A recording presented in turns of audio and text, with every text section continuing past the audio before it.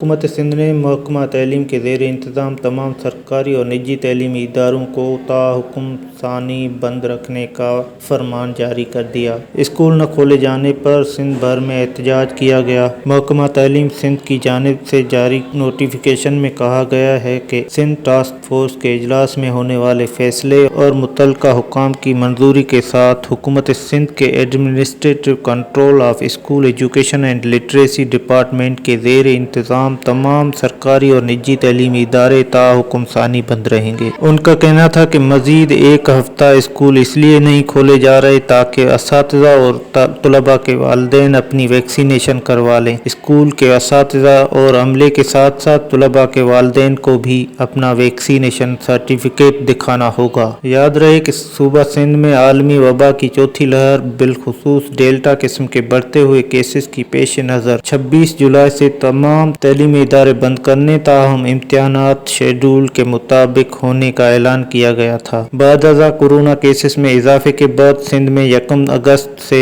8 اگست تک سخت lock down بھی لگایا گیا تھا تاہم اس میں توسیع نہیں کی گئی تھی۔ محکمہ تعلیم سندھ نے اپنے ماتحت تمام سرکاری و نجی تعلیمی ادارے 19 اگست تک بند رکھنے کا اعلان کیا تھا۔ اس ضمن میں وزیر تعلیم سندھ نے اعلان کیا تھا کہ اسکولوں کو کھولنے کے لیے 20 اگست کی تاریخ مقرر کی گئی ہے اور 7 یا 8 محرم کو صورتحال کا جائزہ لینے کے لیے اجلاس بلایا جائے گا۔